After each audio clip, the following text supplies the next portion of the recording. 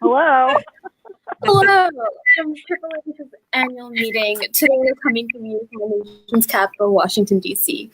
My name is Trisha Chakraborty. I'm a first-year AAAS fellow serving at the National Institute of Justice in the Department of Justice. Today, I'm joined on our daily wrap-up with our fellow panelists, Doctors Courtney Coombs, a second-year fellow at the National Heart, Lung, and Blood Institute at the NIH, Allison Kennedy, a first-year fellow at the Computer and Information Science and Engineering Directorate at the NSF, and Lauren LaPointe, a second-year fellow at the Foreign Agricultural Service at the USDA.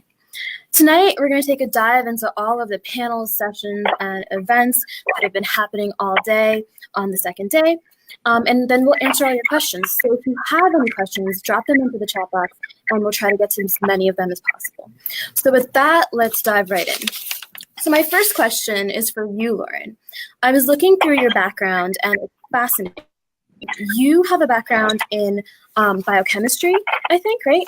But you're also doing a lot of your fellowship work in this really interesting space of agricultural policy, where you're working with countries like Japan and China and Korea on innovating agricultural policy. So my question to you is, can you talk a little bit about how that happened, and then also what you've seen here today and what you're planning on seeing at the conference in the coming days that can inform the work that you do? Thanks, Trisha. So I do have a PhD in biochemistry, and now I'm doing agricultural trade policy. And it is actually pretty related to some of the work that I have done, because the first research job that I ever had was in more of like an analytical chemistry area. So I did bioanalytical chemistry on protein drugs and stuff like that. And actually, when I interviewed for my placement at the Foreign Agricultural Service, a lot of what we talked about was doing looking at data on pesticides that was kind of in the analytical realm. So what we do is pesticide regulatory policy, which a lot of that goes to other agencies that actually make the regulations and set the levels for pesticides so that our foods are safe, but that farmers can actually grow the things that they need. So it is actually like a lot of basic science, but then it translates to agricultural policy. And then even further, I'm in the trade realm. So we're working with our farmers to make sure that they can export their products to other countries. So that's kind of how I got to where I am now. So what have you seen today that might inform that space or that work?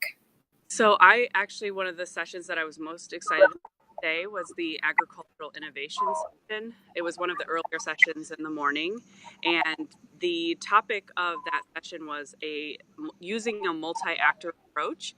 And there were speakers there was a sheep farmer, there was two researchers, but that have experience with policy as well.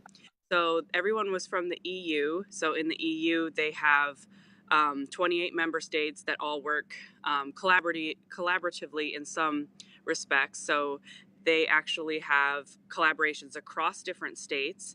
And they first talked about how they get everybody involved that needs to be involved. So that's from the government, regulators, from the researchers to the farmers, across different member states, across different cultures, which is a very big challenge, and how they share technology and resources and have shared goals in things like trade and providing food for European communities. What I found most interesting about the session was that they actually were proposing to get the farmers involved with generating the research and the knowledge. So the farmer that spoke said, when we're doing our farming, we're just farming. We are not, measuring data. We're not doing all of that kind of stuff necessarily. So it's really great to have collaboration with scientists so that they can, work towards an achieved goal and make things more efficient, more safe for everyone, and those kinds of things. Thanks, Lauren. Yeah. So Speaking of really cool talks, because that sounds like a really cool and innovative talk, one of the coolest things that I saw today was this seminar by Robert Sapolsky. And for those of you who don't know, Robert Sapolsky is like a titan in neuroscience, but he's also a phenomenal science communicator. He can make any topic seem just like the most important thing in the world. And I know, Courtney, you were there as well. So if you wouldn't mind, can you give us a quick recap of what he talked about? And then also, I know you're interested in science communication, so maybe you can tell us how watching him communicate his science might inform the way you do your science communication, like your science writing. Right, yeah, I loved his talk. I thought he did a really good job. Basically, he was talking about his recent book, where he goes into how do people make decisions, whether they're good or bad decisions. And so he goes into some of the neuroscience and some of the anatomy that we understand about neuroscience. I'm not a neuroscientist, which I think speaks to how well he communicates, because I followed him the entire time.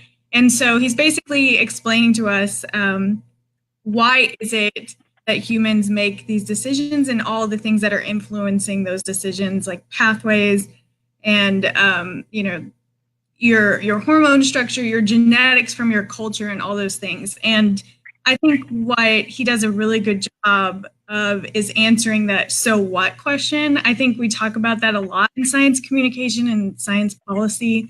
We're always trying to push scientists to, tell us, like, why do we care?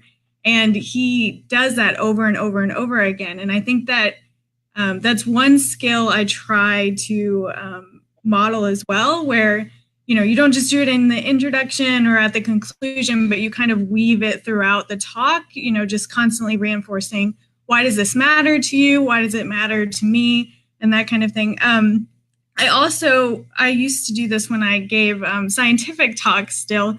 I like how he only presents information that you need at that time. So he obviously understands a lot about neuroscience, but he's not going to dump a bunch of information on you. He's only going to share what does the audience need to know to understand this talk. And I think that's really important, whether you're writing or whether you're speaking, to only give the information needed to understand the context of your point. In general, he's just funny and engaging, and that's always helpful too. So, he always put things in terms of context, and he really reinforced why understanding the context behind the science was important. And I think that's such an important part of science communication. Thanks, Courtney. Allison, so one of the talks that I really wanted to go to, but I couldn't go to, was called Injustice Before Trial. And from what I understand, it's about, all of the issues we have with pretrial detention and pretrial policy, which is right between where an offender gets arrested and when that person actually goes to trial. And you went and you heard about how we can use big data to combat some of these problems. So what did you learn about making that pretrial period more just using big data? And a couple questions after that too, but let's start with that one. Yeah, sure. So the session itself was a little bit less about big data techniques. I think that's what the description says, and more just about like transparency of data and using data-driven decision-making in policing. So the first two speakers in the session talked about body cams and how those can be used to better the relationships between the police community and the community. Sorry, did you have a question, Trisha? It's just me, but would you mind repeating like all of that actually? Okay, can you guys not hear me? A little bit better. Let's try that one more time. Okay, so can you hear me now? I don't know. I'm Oh man, this could be my connection here. Why don't you come back to me and I'll try and yeah.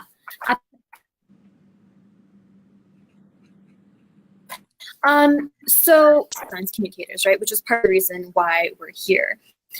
So I guess this is a question generally to all of you, which is why I kind of want to go one at a time. So I guess Lauren, Courtney, and then Allison. But can you tell me why science communication is so important to you, and how you would encourage other scientists to share their work with non-traditional audiences, and why sharing that work is so important? So I guess Lauren, yeah. Yeah, so science communication is important to me because I feel that even if you aren't trained as a scientist, you should have a deep love and connection and understanding to science and the natural world and technology and all of those things. And actually, to be honest, it took me a long time to become good at science. I had to work really hard all the way through graduate school, and I always appreciated people who could actually communicate to me, specifically in areas like physics. Microbiology was tough for me, and so I know how important it is to be able to understand science, and that helped me really want to pursue a PhD in biochemistry, and I want to do the same for others.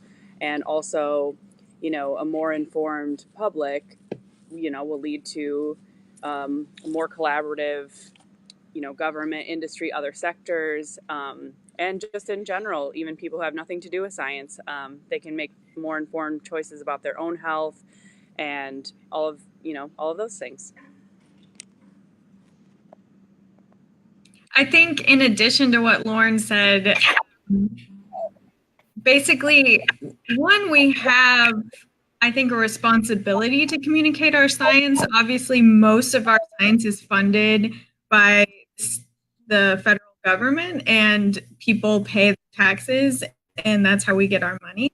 And so I think that it's important that the public understand where that money is going, how it influences the greater good, basically, how basic science is a building block in order to get better infrastructure, better drugs, have healthier systems. All those things are great outcomes that come from science, and we need to do a good job of communicating how we get from working in the lab to those successes. I also, as a part of my fellowship, talk to Congress about why science funding is important, and that's obviously they are in charge of appropriating the money, and so being able to communicate effectively why all of the money is important and necessary is, vital. Allison? Good?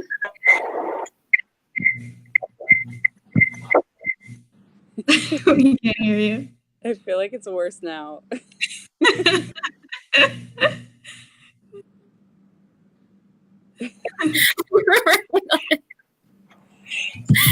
It's just over suffering. Okay, so we'll come back to Allison. Courtney, I do have a follow-up question for you. Sure, of course.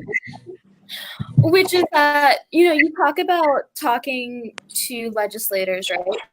How effective are you? I know it's a super contentious question maybe, but how easy is it to talk to legislators and make them understand how important science is to make decisions and influence policy? So luckily, there are a lot of science advocates, a lot of science champions in Congress, and so our job isn't all that difficult. I say that, it's science often has bipartisan support, so that's great. I do a lot of my quote unquote talking through writing, and that writing is often, through formal communications. But basically, what we try to do is create a story arc where we can say, okay, all of this, research in immunology, for example, led to our understanding of how a specific heart disease drug works and how it targets, the receptors that it needs to target. That kind of story is usually successful. where you can show like, okay, yes, this was 10 years of, we don't know where this is going kind of basic science, or we're just slowly building kind of basic science. What you end up with is something that is going to treat people's actual disease. And that kind of story really speaks to people. That is so cool. Sorry, I'm just like talking to myself over here being like, wow. Like listening to my fellows like actually make and implement policy is like pretty cool. Okay, so I want to move on a little bit and take a second to talk about the plenary session. So today's plenary was on faster and smarter responses to new problems. So science communicators and diplomats from all over the world shared how they respond to problems and crises in their countries. And the one message that really stuck out to me was when Michinari Hamaguchi from the Japanese Science and Technology said that we should respond with warm hearts and cool minds to crises. And that really resonated because, as we're frantically trying to solve these problems as quickly as possible when they arise, it's important to remember, who it is that we're trying to help and have empathy for them. So when you think of the plenary, I know, Lauren, you were there and Courtney, you were there. What was the main message you took away and why was that so important to you? Courtney, you want to start and then we'll go to Lauren? Sure. I think what I took away most of all, that goes along with your empathy point, is that someone's knocking on my door. Sorry, I'm in the middle of something. Okay, so basically, these disasters don't follow country boundaries, and so we really need to be able to coordinate and cooperate when something like this happens. And so having a scientific community that helps each other and has that empathy during times of crises is very important. I also, I really liked the point about you shouldn't be exchanging business cards during an emergency. You should have that network in place. You should have that trust in place so that you can react accordingly. Cool. Lauren?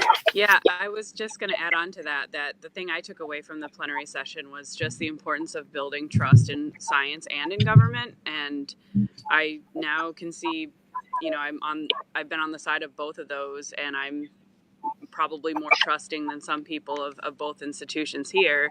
And I do think it's really important to, it goes back to talking about science communication and having people have a general understanding and a general trust and belief in the system that, if, some disaster happens, you can rely on infrastructure to help you and the technology. We have a lot of advanced technology to help us, mitigate some of these things. And that really, I took that point very strongly of building that public trust. And I think the first step to doing that is being able to communicate and make people feel included in science and don't make it seem like it's too hard for them to understand or that they're not a part of it or something like that.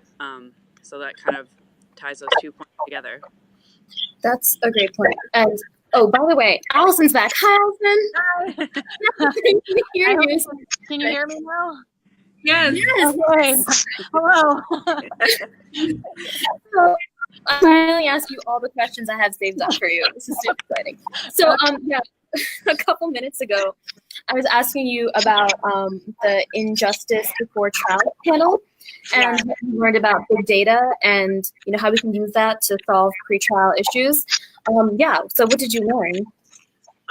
So the first two talks in that session were focused primarily on the use of body cams and how police can use that data to better inform the way they interact with their communities. And so they talked a lot about how expensive it is to have those cameras in a police unit and how expensive it is to analyze the footage from those cameras. And so it's really important to understand whether or not body cams are actually doing something in the community before police departments make these decisions on whether or not to include them as part of, police reform. And so, one of the speakers was from Oakland and talked about how helpful those were in training police. And then the other speaker who talked about it was from DC, and he didn't see much of a difference in the way that police interacted with the community wearing a body cam or not. And that could be, because DC is kind of unique and they have other reforms in place that maybe the body cams just aren't part of that. So I thought it was interesting to see two different perspectives on how body cams can be used. What was really interesting about that that second guy is that he had a pre-analysis plan before he ran this experiment of testing whether police changed the way they behave wearing body cam or not. And that plan involved communicating, their methods, how they were going to randomly assign body cams to police officers, like what they thought might happen, the different factors involved. And they communicated that not only with the police community, but also with the larger community around them, so community members themselves. And so when the results of their study came out, nobody was really, nobody had any arguments with the way it was done. So there was a lot of buy-in from the entire community, and not a lot of pushback that like the methods weren't fair or whatever. So I thought that was a really important thing to learn from that whole session, is just the importance of transparency when we're trying to use science and data to drive decision making. And so really having people engaged from the onset to the end of the project.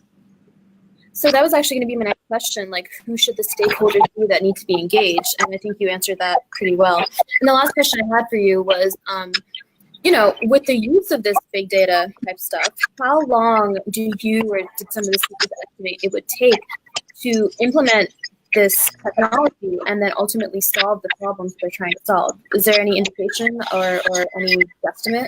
Well, so I'll say this. A lot of the discussion was around like the technology is not the silver bullet solution, right? You can implement body cams everywhere, but that might not actually have an effect. And in fact, the guy here in DC saw that. And so there was really a conversation about testing what works and being transparent about that the entire time. So I don't really know that there was like a timeline of when we're going to see all this data and technology in the way people police, but it was certainly talked about in terms of how important transparency of those things are.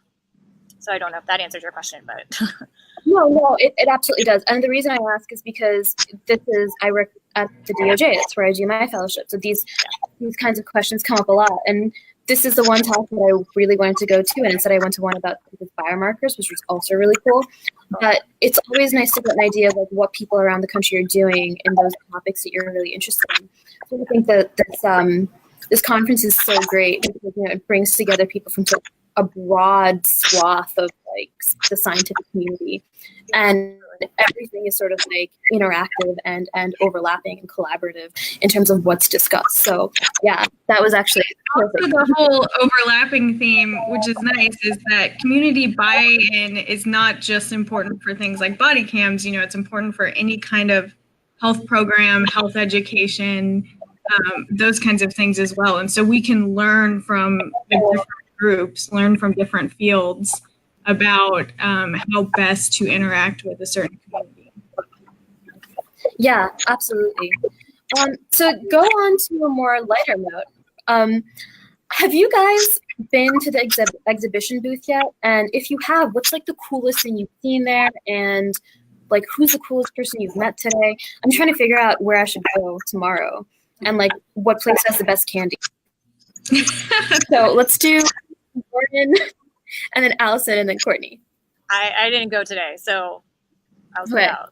All right. You can learn with me then. I haven't done I haven't done the actual expo yet, but I went to the what's the thing called where we went to the influencer to be an influencer. We've done a survey for a new AAAS newsletter. It was a newsletter. Yeah, if you're at the meeting, you should go do a survey, and then you can get a t-shirt. Yeah. Oh, I got that t-shirt. It's really nice. It's like long sleeve too. I'm going tomorrow as well. Who's the coolest person that you've met today? Let's go with Courtney first. I don't know if I'm gonna show that I did not do a very good job networking, but I did run into what I love about meetings like this one is I ran into someone I went to graduate school and I didn't know she was going to be here, and that's always fun. And so we got to talk about her postdoc and my fellowship. It's a perk of being a meeting attendee. This counts, but I tweeted at Hugh the sheep farmer and he replied. It does count. He was like my favorite speaker of the day. And also just same, people who know people, being part of the fellowship is so great. And right now is the season that prospective fellows are asking us lots of questions about what to expect. And that's really exciting for me because I just remember being in their shoes. So I've had several coffees already with prospective fellows or people who haven't even applied who just want to know about the fellowship. So that's fun. Allison, have you met anyone interesting? Yeah, I met a girl who had just finished the Science Policy Fellowship in California, the CCST. So she was in a brand new job. She'd only been there for like 4 days or something, working in the governor's office in California. So I thought that was pretty cool. We were both at, I don't even remember what talk it was that I met her at because I went through 5 in a row today. But it's always cool to talk to somebody who's had a similar but slightly different experience. So we kind of were comparing notes and of the AAAS Policy Fellowship and the CCSD one. So. Lauren, can we come back to your sheep farmer really, really quickly? Because I'm fascinated that a sheep farmer showed up. Yeah, he was part of the agricultural innovation panel, and it was really interesting, especially for me being in agriculture. I don't actually talk to a lot of farmers directly all the time, so especially because even if I did, every single crop or animal is treated very differently. So he has a family farm, and he, kind of went over, he kind of shed light on how farmers, he's like, we just farm, we don't collect data, we don't have a lab notebook, and they've actually developed this software so that instead of like an easy way to collect data for farmers. So it actually has like a diagram of his farm and says where the sheep are. And then it kind of links directly to this like spreadsheet type thing, collects all the data. And it was really innovative and awesome, but he was also hilarious. He made a lot of jokes. And I do that when I give talks. So I and I tweeted at him just being so impressed with that presentation, and he very happily tweeted back, so that made me happy. So his involvement is part of what you call multi-actor strategy, right? Yeah. And so what is that, and what are some of the benefits and challenges of utilizing that in the agricultural policy work that you do? Well, the reason why I went to that panel was because now that I work in agriculture and I'm very on the policy side, I'm kind of far away from actually the researchers and the scientists. So one of the questions that I wrote down for myself after listening to that talk and all of the different approaches that they're using in the EU to kind of cross collaborate, including kind of having a format for how they run their training sessions so that everyone is going towards the same goal, so you don't have a lot of different groups working on different things. And I wrote down for myself, what kind of a coalition could I build at USDA that would involve more people that I would feel very comfortable talking to, like researchers and scientists, but then also policy people who I now feel comfortable talking to, as well as farmers. So that was a very useful thing for me, and I'm sure it translates to every agency, not just mine. Oh, okay. Did I stop? Did I sound? No, it's totally fine. Thank you guys. So I think it's about time to wrap up. But before we go, Courtney, Allison, and then Lauren, Can you guys just tell our viewers where we can find you on social media if we have any more questions for you, or if we want to reach out to you about the fellowship or the meeting or anything else like that? Oh, yeah. Can you see it? Courtney, I'm at Court of Science. Mine's great idea. mine's at LORENLAPOINTE. I'm on the broadcast tomorrow. I'm gonna write it down tomorrow. That's a great idea. Yeah, and I just wrote mine down. It's at Dr. Allison K. All right, and you can find me on Twitter and on Instagram at attrition, which some people pronounce Attrition. That's not correct. If you want more information about the fellowship or the meeting, you can go to AAAS.org. You can also find us on Twitter at AAAS Meeting. Thank you so much to all of our panelists for joining us, and thank you for coming and watching us talk about all the cool stuff happening. Join us tomorrow at the same time around 6:57 to watch more of our fellows talk about what's happening on the second day. I know, Lauren, you'll be back, so that's going to be super exciting. And yeah, thanks again. Have a great night.